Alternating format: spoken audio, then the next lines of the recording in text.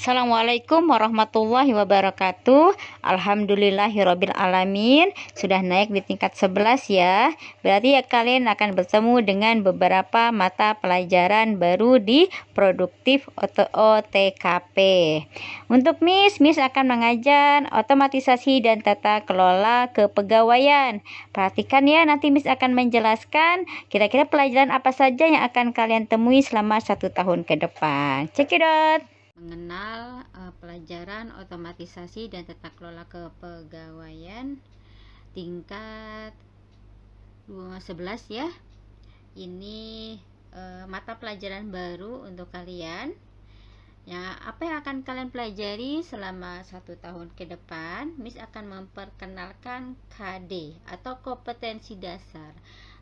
Materi apa saja yang harus kalian kuasai dalam 1 tahun ke depan untuk mata pelajaran kepegawaian ini ya. Perhatikan, sama seperti ketika kalian kelas 10, ada pengetahuan yang harus kalian pahami dan ada keterampilan yang harus kalian kuasai untuk mata pelajaran produktif, otomatisasi, dan tata kelola perkantoran. Khusus untuk materi kepegawaian di sini, KD pertama kalian akan diberi pemahaman tentang administrasi kepegawaian. Miss akan memperkenalkan bahwa ini loh administrasi yang berhubungan dengan kepegawaian. Ya, kemudian keterampilannya apa? Karena harus bisa mengelompokkan administrasi tersebut.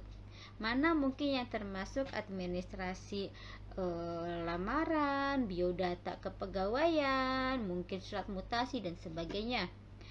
Kedua atau KD kedua kalian diminta atau akan dibuat memahami regulasi kepegawaian ya.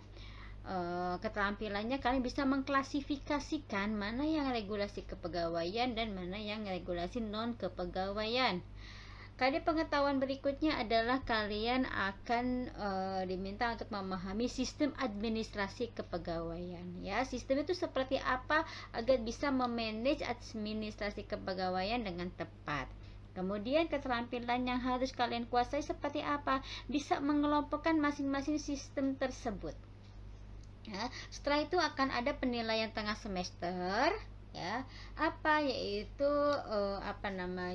ujian untuk memahami sejauh mana sih pemahaman kalian dan keterampilan kalian untuk 3 kompetensi dasar tersebut. Setelah itu masuk lagi ke mata pelajaran kepegawaian KD berikutnya tentang menganalisa kebutuhan pegawai ya. Kemudian keterampilan kalian bisa membuat rencana tentang kebutuhan pegawai suatu perusahaan itu apa.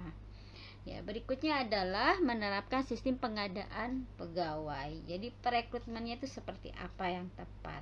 Kemudian melakukan pengadaan kepegawaian ya. Sistem rekrut yang kalian lakukan itu bagaimana ya. Berikutnya adalah ini penilaian akhir semester ganjil.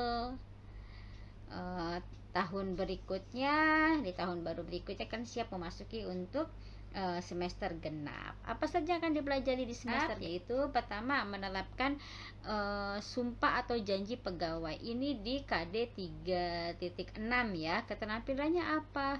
Bagaimana kalian bisa memanage untuk melaksanakan kegiatan sumpah atau janji pegawai tersebut? Kan harus menyiapkan tuh sumpahnya seperti apa dan nanti bagaimana pelaksanaannya. Ya, KD berikutnya adalah menerapkan daftar urut kepangkatan bagi pegawai ya. Nah, keterampilannya kalian bisa menyusun daftar tersebut secara runut dan tepat. Itu ada penilaian tengah semester ya.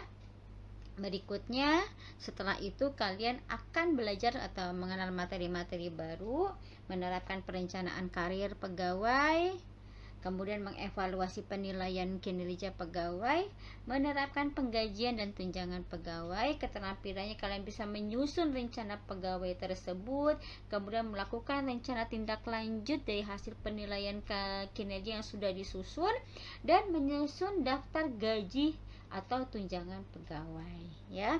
Ini bisa kalian terapkan nih kalau sudah mahir terampil, kalian bisa menerapkannya ketika kalian bekerja atau ketika kalian nanti PKL di bagian kepegawaian ya.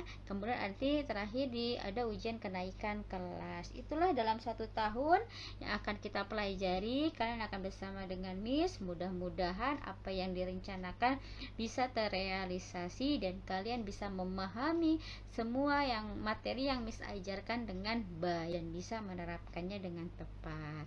Terima kasih. Semoga 1 tahun ke depan sistem pembelajaran kita lancar dan semakin baik. Terima kasih.